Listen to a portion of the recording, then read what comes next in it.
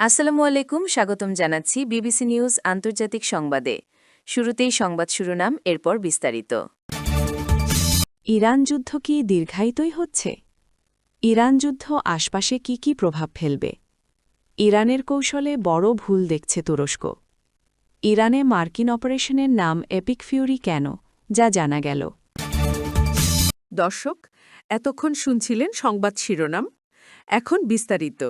আপনি যদি ইসরায়েলের ধ্বংস চান এবং মুসলিমদের পাশে থাকেন, তাহলে ভিডিওতে লাইক করে চ্যানেলটি অবশ্যই সাবস্ক্রাইব করে দিবেন এবং আপনার মূল্যবান মতামত অবশ্যই কমেন্টে লিখে জানিয়ে দিবেন। এখন বিস্তারিত। ইরান যুদ্ধ কি দীর্ঘায়িতই হচ্ছে? ২৮ ফেব্রুয়ারি থেকে ইরানে হামলা চালাচ্ছে মার্কিন ও ইসরায়েলি বাহিনী। এ হামলায় ইরানের সর্বোচ্চ ধর্মীয় নেতা আয়াতুল্লাহ আলী খামেনি নিহত হয়েছেন। এই যুদ্ধের ক্ষতিক্ষয় কম হয়নি, তবুও সংঘাতের হ্রাস টানার কোনো লক্ষণ নেই।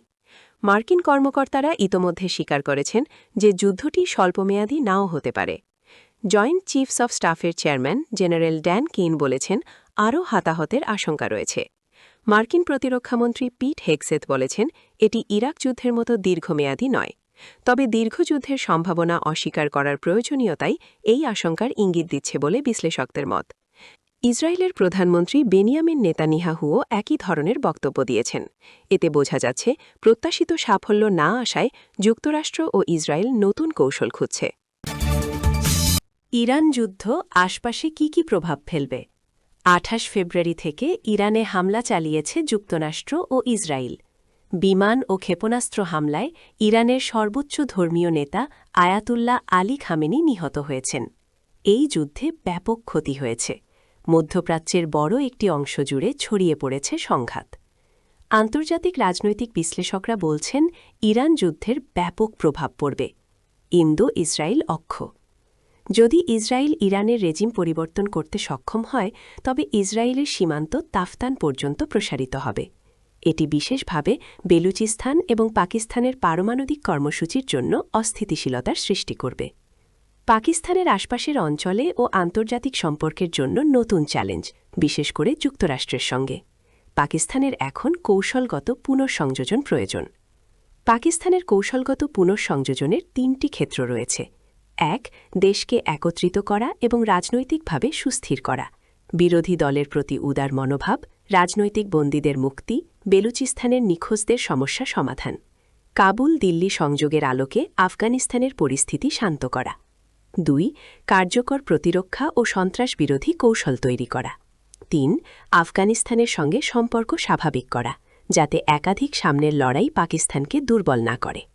পরিশেষে স্পষ্ট করে বলা যায়, মধ্যপ্রাচ্য এখন শান্তিপূর্ণ নয়। যুদ্ধ সম্প্রসারিত হচ্ছে উপসাগর ও সাইপ্রাসে। ইউরোপীয়রাও যুক্ত হয়েছে যুক্তরাষ্ট্র ইসরায়েলের এই আগ্রাসনের কারণে।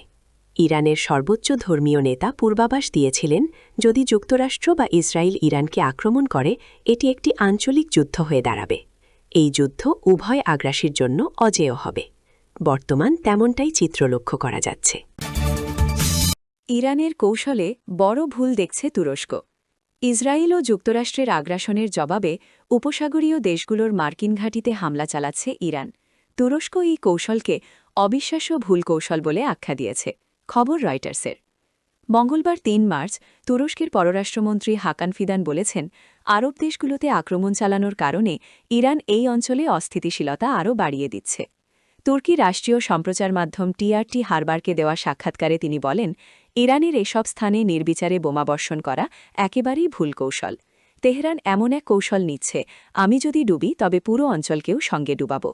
ফিদান সতর্ক করে বলেছেন, ইরানের হামলার শিকার দেশগুলোতে যদি এই আক্রমণ অব্যাহত থাকে, তাহলে তারা নীরব থাকতে নাও পারে। এতে সংঘাত আরও বিস্তৃত হওয়ার ঝুঁকি উদ্বেগজনক।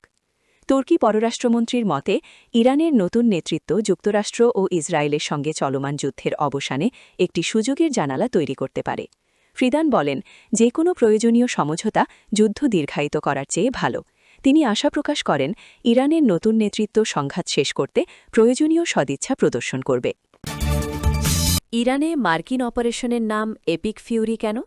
যা জানা গেল, যুক্তরাষ্ট্রের সামরিক ইতিহাসে যে কোনো অভিযানের নামকরণের ক্ষেত্রে কৌশলগত গুরুত্ব এবং শত্রুভাবাপন্ন পক্ষের ওপর মনস্তাত্ত্বিক প্রভাব বিস্তারের বিষয়টি অত্যন্ত গুরুত্ব দেয়া হয়। ইরানে পরিচালিত হামলার নাম অপারেশন এপিক ফিউরি রাখার পেছনেও মার্কিন প্রশাসনের গভীর লক্ষ্য ও দর্শন কাজ করেছে বলে বিশ্লেষকরা মনে করছেন। হোয়াইট হাউস এবং পেন্টাগনের বিভিন্ন বার্তা থেকে স্পষ্ট যে এই নামটির মাধ্যমে ইরানকে একটি পরিষ্কার বার্তা দেয়া হয়েছে যে যুক্তরাষ্ট্রের শক্তি কেবল ধ্বংসাত্মকই নয়, বরং তা মহাকাব্যিক পর্যায়ের অপ্রতিরোধ্য। প্রেসিডেন্ট ডোনাল্ড ট্রাম্পের দ্বিতীয় মেয়াদে শুরু হওয়া এই হামলার নামে এপিক শব্দটি ব্যবহারের মাধ্যমে মার্কিন সামরিক শ্রেষ্ঠত্বের দীর্ঘ ইতিহাস এবং তাদের যুদ্ধের বিশাল ব্যাপকতাকে বোঝানো হয়েছে। অন্যদিকে ফিউরি বা তীব্র ক্রোধ শব্দটি দিয়ে বোঝানো হয়েছে যে গত 4 দশকে আইআরজিসি এবং ইরানি প্রক্সি বাহিনীর হাতে নিহত মার্কিন সেনাদের উস্কানির জবাবে যুক্তরাষ্ট্র এখন চরম কঠোর অবস্থানে রয়েছে। এটি কেবল একটি সাধারণ হামলা নয়, বরং ইরানের কয়েক দশকের কর্মকাণ্ডের বিরুদ্ধে মার্কিন প্রশাসনের দীর্ঘদিনের পুঞ্জীভূত ক্ষোভের একটি চূড়ান্ত বহিঃপ্রকাশ।